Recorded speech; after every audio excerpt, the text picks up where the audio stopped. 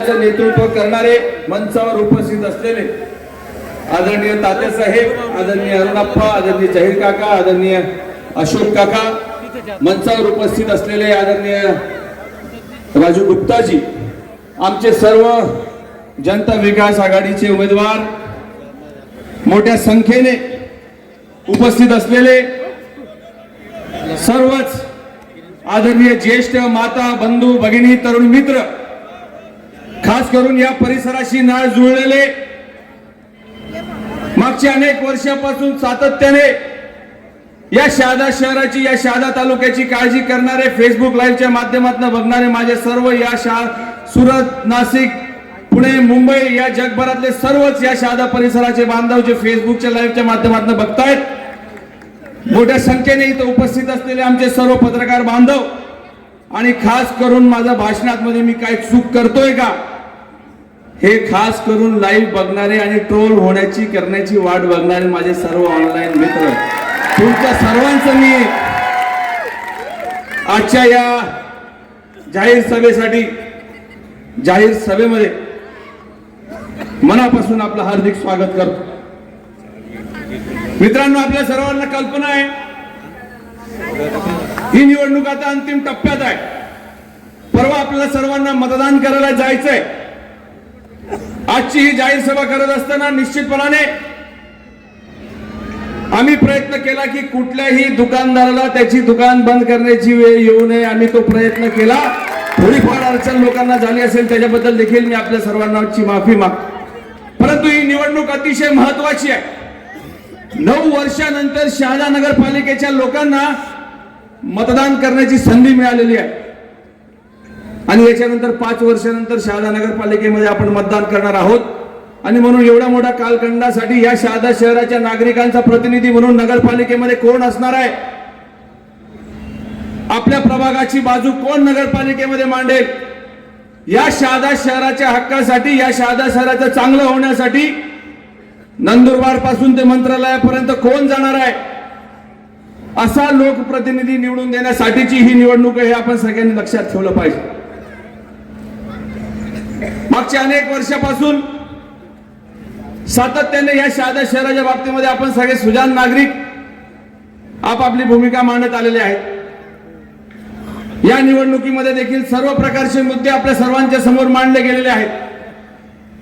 त्याच्यावर बोलण्याच्या आधी मला तुम्हाला सगळ्यांना थोडं इतिहासामध्ये घेऊन जायचंय. हा शहादा तालुका कधी काही शिक्षणाचं माहेरघर म्हणून ओळखलं जात होतं. हा शहादा तालुका सहकार क्षेत्रामधला अतिशय अग्रगण्य असा तालुका समजला जात होता. या शहादा तालुक्यामध्ये शांतता होती, प्रगतीचे वारे वाहत होते, चांगल्या गोष्टी होत राहतील याच्यासाठी सातत्याने लोक प्रयत्न करत होते. मंचावर आणि मंचाच्या समोर बसलेले अनेक लोक, इथं अशोक काका आहेत, जाहीर काका आहेत, अरुणप्पा आहेत, यांच्यासारख्या अनेक दिग्गजांनी हा शहादा शहर कसं चांगलं राहील, हे शहादा शहर कसं एकोप्याने राहील, या शहादा शहराची प्रगती कशी होत राहील याच्यासाठी सातत्याने प्रयत्न केलेले आहेत. दुर्दैवाने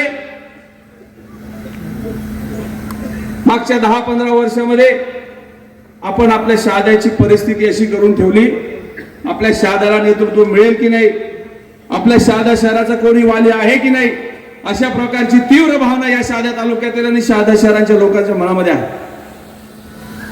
आणि पहिल्यांदा आपल्या सर्वांच्या समोर संधी आलेली आहे की आपल्याला नक्की या शहादा शहराचा माणूस, या शहादा तालुक्याचा माणूस जो स्वतःचे निर्णय घेण्याची क्षमता आहे की नाही असा माणूस निवडून द्यायचा आहे, की ज्याला स्वतःचं तिकीट घेण्यासाठी सुद्धा स्वतःच्याच ऑफिस मध्ये लाचार बनून बसावं लागत असेल तर त्याच्या माणसाला निवडून द्यायचं आहे की नाही हे तुम्हाला ठरवावं लागणार आहे. आणि ही निवडणूक अतिशय स्पष्ट आहे. आम्ही आपल्या सर्वांच्या समोर आमचा अजेंडा ठेवला. मागच्या 15 दिवसापासून 20 दिवसापासून आम्ही आमचा प्रचार करतोय. विरोधक आमचे प्रचार करतायत. प्रचाराचं स्तर इथपासून तर खालपर्यंत गेलं हे सुद्धा आपण सर्वांनी बघितलं. मला आज भरपूर वेळ मिळणार आहे. मी तशी सेटिंग करून ठेवलेली आहे. त्यामुळे आज सर्वांचा पाटा पडल्याशिवाय मी सुद्धा थांबणार नाही हे ठरवलं आहे.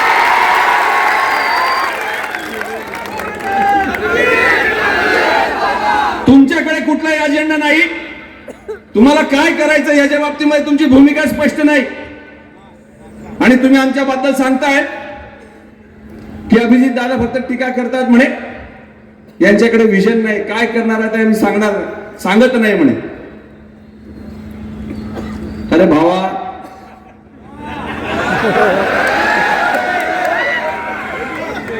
मी खोटी स्वप्न दाखवणारा माणूस नाही.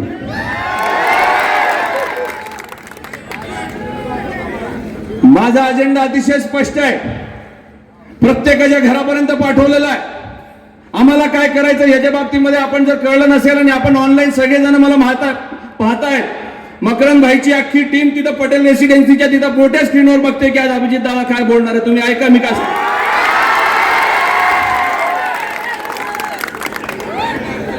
आमचा अजेंडा अतिशय स्पष्ट आहे. आम्हाला पाहिजे की या शहादा शहराचे रस्ते आणि गटारी चांगले झाल्या पाहिजे. प्रत्येक कॉलनीमध्ये रस्त्यांचा आणि गटारींचा जाळा निर्माण झाला पाहिजे. एकमेकांशी कनेक्टेड असलेले रस्ते, एकमेकांशी कनेक्टेड असलेल्या गटारी झाल्या पाहिजेत. हा आमच्या अजेंडाचा विषय आहे. ते आम्ही पूर्ण करण्याचे आश्वासन लोकांना दिलेलं आहे. 2016 साली जेव्हा माझ्या वडिलांसाठी मी प्रचार करत होतो तेव्हा सुद्धा आम्ही आश्वासन दिलं होतं. आम्ही त्याच्यासाठी प्रयत्न केला. असंख्य कॉर्नरमध्ये आम्ही आमचं काम प्रामाणिकपणे करून दाखवलेलं आहे. निश्चितपणाने चांगले रस्ते, चांगल्या गटारी झाली पाहिजेत. हा आमच्या अजेंडावरचा विषय आहे, तो आम्ही पूर्ण करणार. या शहादा शहरामध्ये पाण्याचं व्यवस्थापन व्यवस्थित झालं पाहिजे, हा आमच्या अजेंडाचा विषय आहे. आता म्हणे 2000 म्हणजे पाणी पुरवठा योजना म्हणे आमच्या काळात आणली होती, आम्ही कुठं नाही म्हटलं. पण 2006 साली सुरू झालेली पाणी पुरवठा योजना 8 वर्ष त्यांना लागले पूर्ण करायला. तेही 70% 80% झाले. आणि आमच्या कांत्या काकू साक्षीदार आहेत. अपूर्ण पाणी पुरवठा योजना नगरपालिकेच्या निवडणुकीच्या डोळ्यासमोर ठेवून 2016 साली आप्पा यांनी भूमिपूजन केलं, नारळ फोडलं की आम्ही योजना सुरू केली. तो सुनील भाऊ आमचा, सुनील काशीनाथ, तो पण साक्षीदार आहे. त्यांनी परस्पर रुपेश भाऊ कार्यक्रम आयोजित केला, नारळ फोडलं, इतका पाटा पाडला त्याचा की त्याचा काही हिशोब नाही. तूने कोई की जागा आपण कराने तरी ती 80% पूर्ण झालेली पाणी पुरवठा योजना होती. आम्ही 2 वर्ष सातत्याने काम करून या शहादा शहराला टँकर मुक्त केलं. ती प्रत्येक कॉलनीमध्ये पाणी पुरवठा योजना कंप्लीट करण्यासाठी आम्ही प्रयत्न केला. आत्ताचे भारतीय जनता पक्षाचे जे उमेदवार आता प्रभाग क्रमांक 12 मध्ये उभे राहण्याचा प्रयत्न करतायत किंवा उभे राहिलेले आहेत, यांनी सातत्याने प्रयत्न केले, सातत्याने पत्रव्यवहार केला की पाणी पुरवठा योजनेची चौकशी लावा. परंतु आम्ही एक विचार केला की आपण पुढे बघितलं पाहिजे. मागे इतिहासामध्ये कोणी काय चुका केलेल्या आहेत त्याच्याबद्दल आपण वेळ वाया घालवू नये. आणि म्हणून आम्ही मंत्रालयामध्ये सातत्याने जाऊन उर्वरित पाणी पुरवठा योजना पूर्ण केली. त्याचं कम्प्लिशन सर्टिफिकेट आम्ही घेतलं. ही 2018 साली पाणी पुरवठा योजना आम्ही जी 2006 साली सुरू झाली होती ती पूर्ण करण्याचं काम आम्ही केलेलं आहे. वाढीव पाणी पुरवठा योजनेचे सुद्धा प्रस्ताव आमच्या टाइमाला सुरू झाले. आता मगाशी त्या 2-4 दिवसापासून तुम्ही सांगताय की वाढीव पाणी पुरवठ्याचं काम आम्ही सुरू केलेलं आहे, त्याचं अभिनंदन आम्ही करतो. तो प्रस्ताव सुरू झाला आमच्या काळापासून, काम सुरू झालंय आता 4 महिन्यापूर्वी. ती पाणी पुरवठा योजना सुद्धा आम्ही पूर्ण करणार आहोत आणि ती पूर्ण करावी लागणार आहे. कारण की स्वतः खुद्द मुख्यमंत्री साहेब इथे सांगून गेले म्हणे 221 कोटींची भूमिगत गटार योजनेची प्रमाण सुद्धा आमच्या टेबलवर पडलेली आहे आणि त्याला आम्ही मंजुरी देऊ म्हणे. मुख्यमंत्री साहेब, तुमची बरोबरी आम्ही करू शकत नाही, परंतु किती खोटं सांगावं जनतेला ह्याचं सुद्धा काही लिमिट आहे की नाही. जोपर्यंत वाढीव पाणी पुरवठ्याची योजना पूर्ण होत नाही, 135 लिटर पर पर्सन पाणी जोपर्यंत मिळण्याचं सर्टिफिकेट नगरपालिकेला मंत्रालयामधून मिळत नाही, तोपर्यंत कुठलीही भूमिगत गटर योजना सुरू होऊ शकत नाही. हे मुख्यमंत्री साहेबांच्या नगर विकास खात्याचा आदेश आहे. वाढीव पाणी पुरवठा पुढचे 4 वर्ष पूर्ण होणार नाहीये तरी सुद्धा तुम्ही खोटे आश्वासनं देतात, ही सर्वात मोठी शोकांतिका आहे. आणि तिसरा टप्पा असतो वाढीव पाणी पुरवठा आधी करावी लागते, मग भूमिगत गटार होते आणि मग रस्ते विकासाचा प्रकल्प होतो. ही स्टेप आहे. परंतु तुम्ही हे सांगणार नाही. आम्ही दिशाभूल करणारे लोक नाही आहोत. या शहादा शहराचे लोक 8-8, 10-10 वर्ष थांबू शकत नाही रस्ते चांगले होण्यासाठी. या शहादा शहराची भौगोलिक परिस्थिती अशी आहे की भूमिगत गटार इथं पूर्णच होऊ शकत नाही. त्याच्या अटी शर्तींमध्ये शहादा नगरपालिका बसूच शकत नाही. आणि म्हणून खोट्या आश्वासनं देऊन आम्ही लोकांची दिशाभूल करणार नाही, हा आमचा अजेंडा आहे. आम्ही सार्वजनिक आरोग्य केंद्र उभं करण्यासाठी कटिबद्ध आहोत. या शहादा शहरामध्ये कधी काळी ग्रामीण रुग्णालय होतं, ते बिल्डिंग स्ट्रक्चरली फेल झाल्यामुळे ती पडली. नवीन ग्रामीण रुग्णालय तिकडे सुरू झालं, त्याच्यामध्ये देखील आमचा हात आहे. मी स्वतः जिल्हा परिषदेमध्ये बांधकाम सभापती असताना, तात्यासाहेब नगराध्यक्ष असताना आम्ही प्रभाग क्रमांक 2 मध्ये NUHMच्या अंतर्गत एक क्लिनिक सुरू आहे, ते सुद्धा आमच्या काळामध्ये आम्ही पूर्ण केलं. आज शहादा शहराचा विस्तार 4 पटीने वाढलेला आहे, 5 पटीने वाढलेला आहे. म्हणून प्रत्येक 2 किंवा 3 प्रभाग मिळून एक आरोग्य केंद्र असलं पाहिजे, त्याच्यासाठी आम्ही प्रयत्न करणार आहोत. तो आमचा अजेंडावरचा विषय आहे. स्वच्छतेच्या बाबतीमध्ये जास्तीत जास्त काम झालं पाहिजे. आज नगरपालिकेची आर्थिक परिस्थिती अशी आहे की ज्या स्वच्छतेच्या ठेकेदाराला काम दिलेलं आहे, मागच्या 3 महिन्यापासून त्याला पगार झालेला नाही. इतकी वाईट परिस्थिती स्वच्छता विभागाची आहे. म्हणून आमच्या अजेंडावरचा विषय आहे, ती सुद्धा व्यवस्था बरोबर करू. सफाई ब्रिगेड उभं करून 4 कॉलन्यांमध्ये जिथं घाण आहे, अस्वच्छता सातत्याने राहते, त्याच्यासाठी सफाई ब्रिगेडच्या माध्यमातून या शहादा शहराची स्वच्छता कशी चांगल्या पद्धतीने राखली जाईल, हा आमचा अजेंडावरचा विषय आहे. या शहादा शहराचा वाढता विस्तार आहे. गोमाई नदीच्या काठावर जे घरकुलांचे लोक आहेत, टेक बिलाटीमध्ये जे लोक आहेत, त्यांचे प्रश्न आहेत. तिथे 1 नंबर वार्डामध्ये चित्रकथे कंपनीचे घर आहेत. काही लोक या गोपाल नगर मध्ये इकडे सालदार नगरकडे राहतात, यांच्या घरकुलांचा प्रश्न आहे, सिटी सर्वेचा प्रश्न आहे. या शहादा शहरातले जे अतिक्रमण धारक आहेत, ज्यांच्यासाठी शासनाने निर्णय घेतलेला आहे की ह्या घरकुल धारकांना किंवा यांना सिटी सर्वे मध्ये घ्यावं, याच्यासाठीचे प्रयत्न देखील जनता विकास आघाडीच्या माध्यमातून आम्ही करणार आहोत. हा देखील आमचा अजेंडावरचा विषय. अनेक मोठे मोठे रस्ते आहेत. डोंगरगाव रस्ता असेल, प्रकाशा रस्ता असेल, किंवा आपला बायपासचा रस्ता जातोय, त्याचा खऱ्या अर्थाने असला पाहिजे होता सर्व्हिस रोड. तो सर्व्हिस रोड सुद्धा कसा होईल आणि अजून वाहतूक सुरळीत कसं होईल, याच्यासाठी सुद्धा आम्ही प्रयत्न करणार आहोत. हा देखील आमचा अजेंडावरचा विषय. या शहरामध्ये चांगले उद्यानं झालं पाहिजे, ओपन स्पेसेस मध्ये चांगली व्यवस्था झाली पाहिजे, हा आमच्या अजेंडावरचा विषय आहे. गांधी गार्डन 2006 मध्ये महात्मा गांधी उद्यान जे आहे, 2016 मध्ये जेव्हा आम्ही पदभार स्वीकारला, म्हणजे तात्यासाहेबांनी पदभार स्वीकारला, तेव्हा या महात्मा गांधी उद्यानाची परिस्थिती काय होती अख्ख्या शहादा शहराला माहिती आहे. आम्ही महात्मा गांधी उद्यान पुन्हा अद्यावत केलं. याच्या व्यतिरिक्त अजून महसूल विभागाचे असतील किंवा काही ठिकाणी रिझर्वेशन असतील, साइट्स अँड सर्व्हिसेसचे रिझर्वेशन असतील, त्याच्यामध्ये अजून चांगले उद्यान कसं होतील, हा आमचा प्रयत्न आहे. याच्यासाठी आम्ही प्रयत्न करणार आहोत. एकच स्मशानभूमी शहादाच्या त्या कोपऱ्याला आहे, अजून एक स्मशानभूमी महसूल विभागाकडनं जागा घेऊन कशी शहादा शहरासाठी उपलब्ध करता येईल, हा देखील आमचा अजेंडावरचा विषय. व्यापार आणि उद्योग कसा वाढेल, याच्यासाठी आपण प्रयत्न केले पाहिजे. प्रचार करत असताना आपण सगळ्यांनी बघितलं असेल, आमच्या भगिनी प्रभाग क्रमांक 9 असेल, प्रभाग क्रमांक 11 असेल, प्रभाग क्रमांक 10 असेल, असंख्य गृहिणी पापड उद्योग करतात, बचत गट चालवतात. त्यांना त्यांची आर्थिक परिस्थिती कशी सुधारेल याच्यासाठी देखील आम्ही अजेंडा ठरवलेला आहे. आणि एका त्यांच्या छताखाली आणून त्यांच्यासाठी त्यांचा उद्योग, त्यांचा व्यापार कसा वाढेल, याच्यासाठी आम्ही प्रयत्न करणार आहोत. हा आमचा अजेंडावरचा विषय. या शहादा शहराचा सगळ्यात मोठा प्रॉब्लेम आहे बॅनर. 365 दिवसांपैकी 100 दिवस दुकानांच्या समोर बॅनर्स असतात. त्याच्यामुळे छोट्या व्यापाऱ्यांना किंवा दुकानदारांना काय अडचणी होतात याचा कोणीही विचार करत नाही. आणि म्हणून आमच्या अजेंड्यावरचा विषय ठेवलेला आहे की नंदुरबारमध्ये, शिरपूरमध्ये, इतर शहरांमध्ये बॅनर्सच्या बाबतीमध्ये जे धोरण आहे, ते धोरण शहादा शहरामध्ये देखील राबवण्यात यावं आणि दुकानदारांना या बॅनर्स पासून काहीतरी शिस्तीने मोकळीक मिळावी, हा आमच्या अजेंडावरचा विषय आहे. सगळ्यात मोठी दुर्दैवाची गोष्ट अशी आहे, मी कोणाला नावं ठेवणार नाही, परंतु अचानक आदल्या दिवशी फतवा निघतो आणि शहादा शहर बंद करण्याच्या भूमिका घेतल्या जातात. तर त्याच्यासाठी सुद्धा काहीतरी धोरण असलं पाहिजे. शहादा शहराचा व्यापार एवढा सेन्सिटिव्ह आहे की कोणीतरी एक नुसता मेसेज जरी ठेवला की उद्या बंद करायचं आहे आपल्याला शहादा, तरी सुद्धा लोक प्रतिष्ठानं बंद ठेवतात आणि नुकसान करून घेतात. ही सुद्धा दुर्दैवाची बाब आहे. याच्यावर देखील काम करणं आपल्या सर्वांची गरज आहे. या सर्व भौतिक गोष्टी करायच्या आहेत. त्याच्या व्यतिरिक्त आमचा अतिशय महत्वाकांक्षी प्रकल्प आम्ही तात्यासाहेबांच्या नगराध्यक्षाच्या कारकिर्दीमध्ये सुरू केला होता.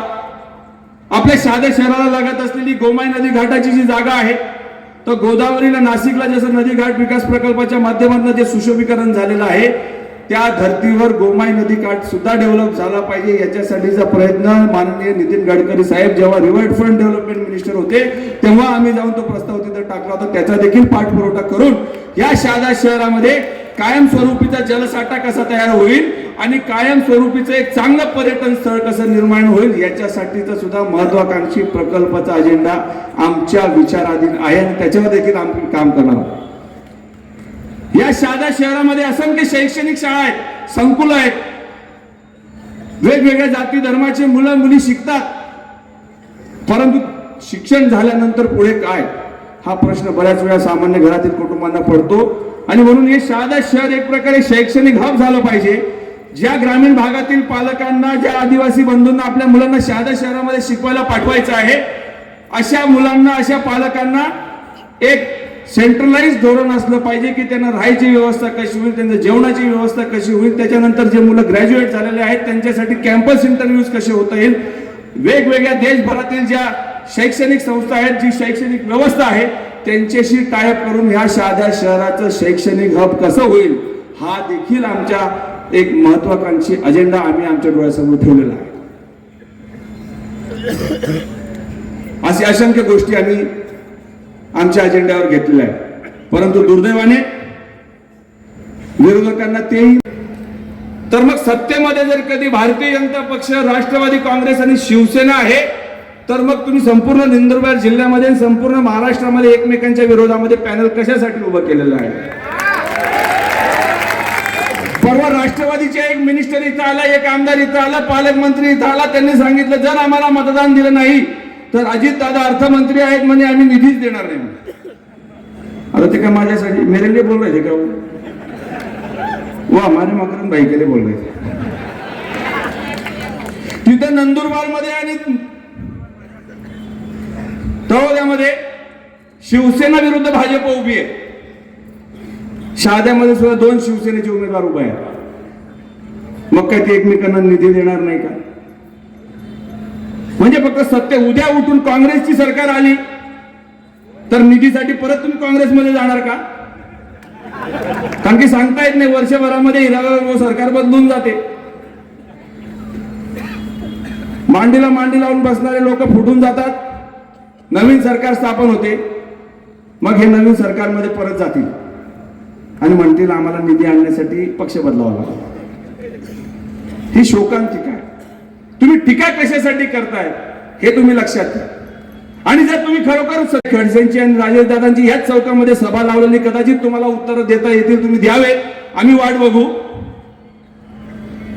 मग तुमच्याकडे सत्ता होती तर मग तुम्ही साखर कारखाना बोत्रे पाटलांना का विकला ह्याचं उत्तर तुम्ही दिलं. आज देखील साखर कारखान्याच्या त्या गेटवर असंख्य गरीब बांधव, तिथं काम करणारे कर्मचारी मागच्या 6 दिवसापासून 8 दिवसापासून उपोषणाला बसलेले आहेत. त्याच्या बाबतीमध्ये देखील तुम्ही उद्या खुलासा करा. तुम्हाला वारसा हक्काने मिळालेला, लोकांच्या सहभागातून मिळालेला सहकारी साखर कारखाना तुम्ही कोणालाही न विकता बोत्रे पाटलांना विचारलं, विकून टाकला. मग तुम्ही सत्तेमध्ये असून तुमचा काय उपयोग होता ह्याचा प्रश्नाचं उत्तर तुम्ही उद्या इथं दिलं पाहिजे. तुम्ही आजच्या 1.5 वर्षापूर्वी सूतगिरणीची निवडणुकीमध्ये आम्ही तुमच्या विरोधामध्ये होतो. तुम्ही आश्वासन दिलं लोकांना की आम्ही सत्तेमध्ये आहोत, आम्ही सूतगिरणी चालू करू. ज्या दिवशी निकाल लागला त्याच्या दुसऱ्या दिवशी त्या उंटावरच्या मंदिरामध्ये जाऊन तुम्ही आरती केली, गणपतीकडे साकडं घातलं की आम्ही तुमच्याकडे येऊ, परत देवा आम्ही तुमच्याकडे येऊ आणि ही सूतगिरणी चालू करू. 1.5 वर्ष झाला. ते गेट त्या दिवशी उघडलं होतं 1 दिवसासाठी, तेव्हापासून तर आजपर्यंत सूतगिरणी उघडली नाही. मग तुमच्या सत्तेमध्ये असण्याचा उपयोग काय, याचं उत्तर देखील तुम्ही उद्या द्या. तुम्ही मागच्या 5 वर्षापासून आमदार साहेबांच्या गाडीमध्ये फिरताय. तुम्ही या शहादा शहरासाठी तुमचे AI चे स्वप्न का पूर्ण करू शकले नाही, याचं देखील उत्तर तुम्ही उद्या द्या. तुम्ही फक्त खोटं बोलून दिशाभूल करताय. तुमच्यामध्ये काम करण्याची क्षमता नाहीये, तुम्ही काम करू शकत नाही, तुमच्या काम करण्याची मानसिकता नाहीये. निधी आणण्यासाठी रात्रंदिवस झटावं लागतं. नगरपालिकेतलं प्रशासन नीट समजून घ्यावं लागतं. नगरसेवकांना सोबत घेऊन ठराव मंजूर करावे लागतात. ठराव मंजूर करून झाल्यानंतर निधीची उपलब्धता करून देण्यासाठी नंदुरबार ते मंत्रालय प्रवास करावा लागतो. मंत्रालयाचा प्रवास झाल्यानंतर तो निधी इथपर्यंत आल्यानंतर टेंडर होतं, वर्क ऑर्डर निघते, काम होतं सुरू, आणि मग ते काम पूर्ण होतं. एवढी मोठी प्रक्रिया आहे. तुम्ही झोपेतनच उठायला तयार नाही, तर तुमचे AI चे स्वप्न कधी पूर्ण होणार याचं देखील उत्तर तुम्ही इथं द्या. म्हणजे भाऊसाहेब फक्त छात्र जेवण काम चालू आहे, काही विषय नाही आहे शासनाकडे. मी मुद्दाहून विसरून जाईल म्हणून लिहून आणलं होतं. तुम्ही म्हणणार कागद लिहून ठेवलं पाहिजे, कारण की बरेचसे लोक म्हणतात दादा तुम्ही इसरायचे, आता बाकीना गोष्ट बोलतच नाही म्हणे तुम्ही. मग ह्या सगळ्या गोष्टी झाल्या, टीका करून झालं, सगळं करून झालं, तरी पण जनता विकास आघाडीची दुकान फार जोरात चाललेली आहे. यांना थांबवता कसं येईल याच्यासाठी प्रयत्न. मी कुठून तरी सांगून दिलं की मुख्यमंत्री साहेब येत आहेत, आणि मुख्यमंत्री साहेबांनी असं विचारलं की ते अभिजित पाटलांचं शहादा का.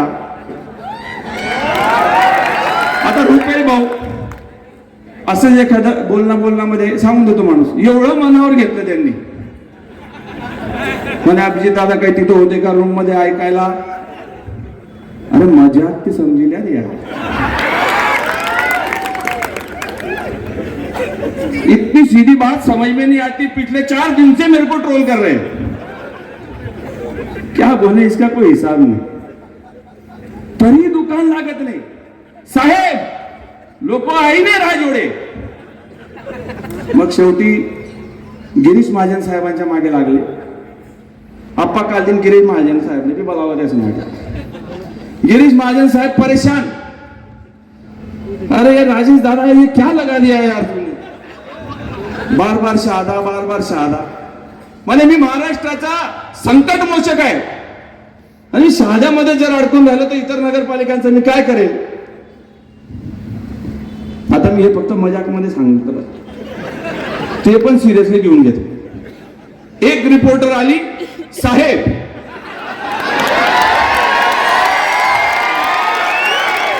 म्हणे अभिजित दादांना तुम्ही काही शब्द दिला होता का म्हणे.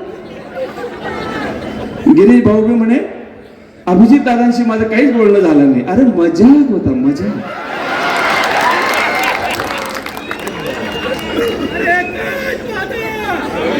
काय म्हणजे माझं डोकं काम करायचं बंद होऊन गेलं. आमदार साहेब मनावर घेऊन दमले. सारखं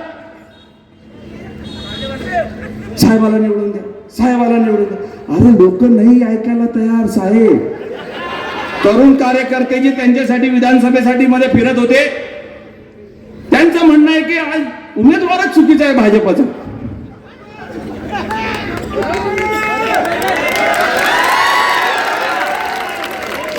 नाही तर आम्हाला काही हाऊस नव्हती नगरपालिकेत. मी बी आपला विचार करत होता, मला काम धंदा देतो. माझ्या घरामध्ये रोज भांडणे आहे, शेती करायचं सोडून दिलं, ठिकाणं काम करत बसतो.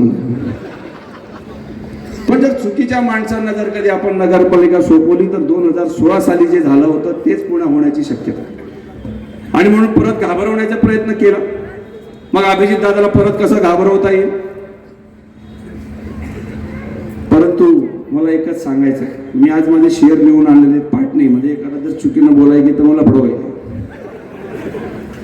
तर त्यावर मला एकच म्हणायचं की किसी भी तूफान और आंधी से हम नहीं डरते, हवा की शर्त पर हम कोई सफर तय नहीं करते.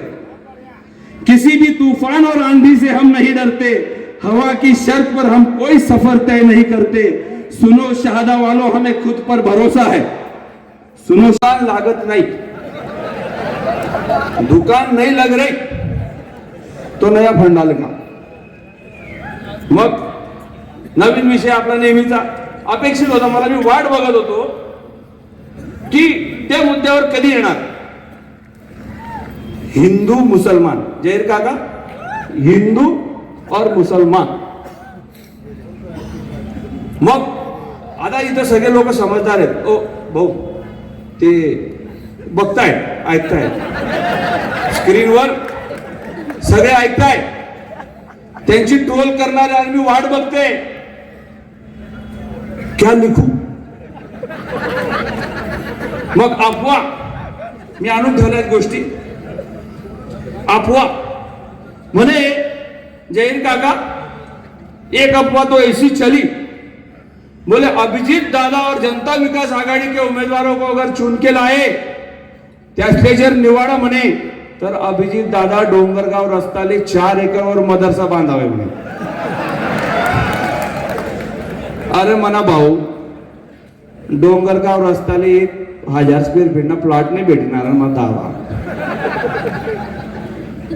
एक तर पहिले जे आपला रिजर्व लागी जायले त्या नामा तू 4 एकरनी बात कराय ना. अरे कितला फेकशी रे म्हणा भाऊ, किती खोट. गिरीश भाई, छपरी देवाने बी काय लिमिट आहे ना. आणि मग ते कार्ड पण चाललं नाही साहेब. हे कार्ड चालत नाहीये साहेब. मग दुसरं कार्ड म्हणे अभिजीत दादा फक्त मुसलमानांच्या मतांवर उभा राहिलेला आहे म्हणे.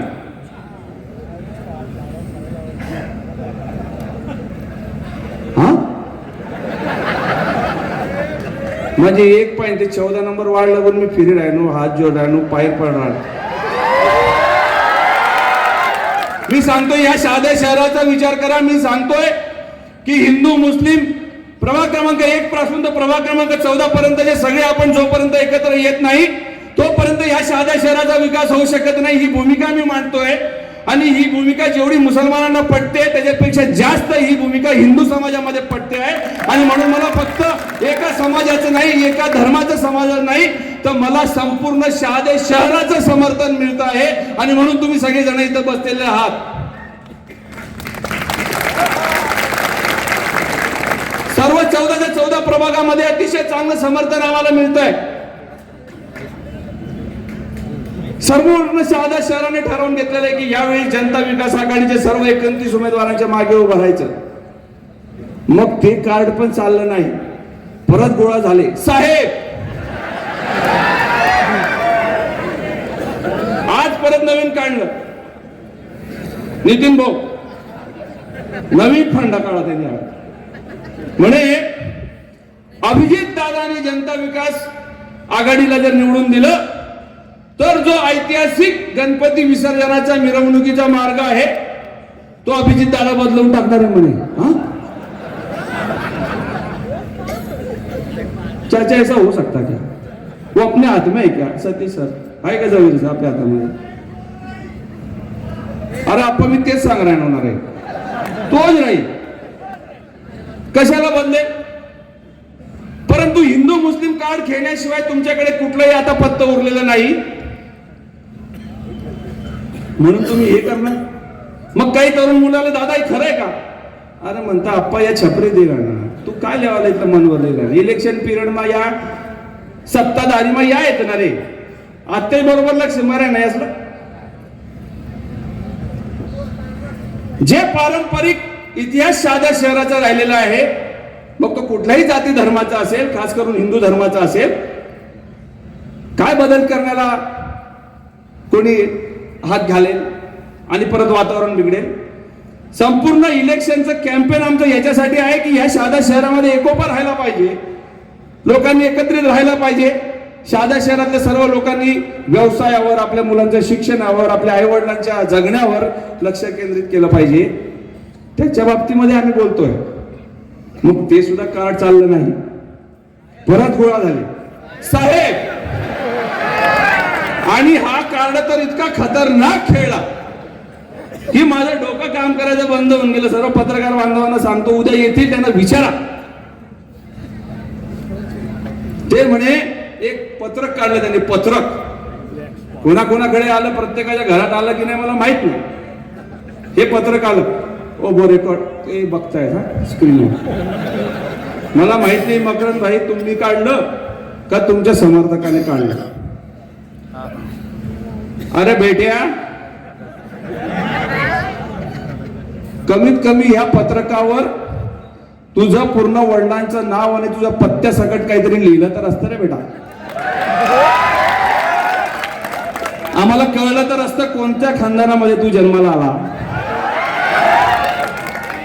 मला असं म्हणायचं नाही की ते मकरंद भाईने लिहिलेलं आहे, पण त्यांची माणसं हिरालाल भाऊ त्यांच्याचकडनं आवरले जात नाही, ही दुर्दैवाची गोष्ट आहे. मग त्याच्यामध्ये ह्या पत्रकामध्ये त्यांनी असं लिहिलं की जनता विकास आघाडी म्हणजे प्रायव्हेट लिमिटेड कंपनी आहे म्हणे. आणि म्हणे या पत्रकामध्ये अभिजित दादानी त्याच्या वडिलांचा फोटो नाही टाकला म्हणे. दादा काय सांगणार, म्हणजे नीचपणाने मी काय लिमिट राहस. त्याच्या वडिलांचा फोटो टाकला नाही आणि जसं औरंगजेबाला कैद करून ठेवलं होतं तसं याच्या वडिलाला कैद करून ठेवलं आहे म्हणे. हा, कोणत्या लेवलवर जाणार तुम्ही. बरं, लिहिणाऱ्याला हे कळलं नाही की मकरंद भाईंनी सुद्धा त्यांच्या वडिलांचा फोटो त्यांच्या पत्रकामध्ये लावलेला नाही. त्यांनी त्यांच्या काकाचा फोटो लावलेला. त्यांचे काका म्हणजे तुमचे आपल्या सर्वांचे आदरणीय. त्यांच्याबद्दल मला काही बोलायचं नाही. तुम्ही म्हणतात माझं कार्य हे नाही तर मग कुठेतरी फालटावं याला असं मी बी समजतो.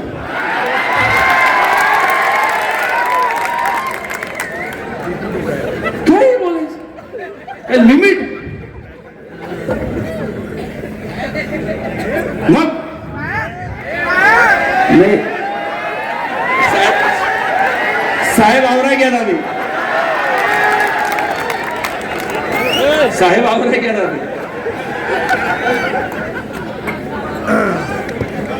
मग नवीन 2 कॅसेटा उभा केल्या टीका करण्यासाठी. एक आली, मी भांडे दिले, माझ्याशिवाय तुम्हाला कोणी काहीच देऊ शकत नाही. हो खरंय. एक भुला भटका तो आला म्हणे नांदर खेड्यामध्ये काही ठिकाण नाही म्हणे. हो म्हणा बाप, अहो काय वय जॉब म्हणजे आगे वय कोठेही काही टीका लेवल सोडून. अरे मला नाही सोडलं, कमीत कमी माझ्या मुलांना सोडायचं तर खरी. माझे लहान मुलं आहेत 2, त्यांच्यावर टीका. अरे काय लिमिट. अरे मी तर असा विचार करतो की राजकारणात असाल, ओरिजिनल असाल. हा तर विषय मी बाजूला राहिला सर. हा तर काय म्हणजे उपनगराध्यक्ष मुस्लिम समाजाचा असेल असा शब्द दिलेला आहे. म्हणजे यांनी ऑलरेडी ठरवून गेलं की अभिजित दादाचं पॅनल निवडून गेला. सर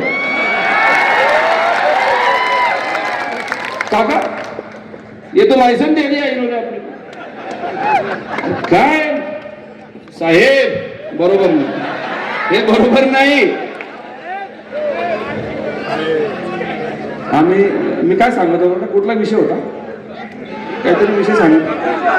हा, हिंदुत्ववादीचा विषय. तर तुमच्याकडे 24 तास आहेत साहेब. 2016 मध्ये 26 नोव्हेंबर 2016 या जनता चौकामध्ये इथंच उभा राहून आम्ही सांगितलं होतं की छत्रपती शिवाजी महाराजांचा अश्वारूढ पुतळा एक स्मारक आम्ही प्रवेशद्वाराजवळ बांधणार. ते शब्द आम्ही दिले होते 2016 साली आणि आज ते स्मारक तिथं उभं आहे. ते स्मारक उभं करत असताना आम्ही तुम्हाला सोबत घेतलं. या शहादा शहरातील प्रत्येक जाती धर्माच्या लोकांना सोबत घेतलं. या शहादा शहरामध्ये छत्रपती शिवाजी महाराजांच्या नावाने राजकारण झालं पाहिजे नाही, ही भूमिका ठेवून आम्ही जेव्हा काम केलं, सर्वांना सोबत घेतलं. आज महाराजांचा पुतळा उभा राहिला. त्याच्यासाठी साहेब तुम्ही 1 रुपया जरी योगदान दिलं असेल तर मी परवा मला उद्याच संध्याकाळी माझं नॉमिनेशन मागे घ्यायला तयार आहे.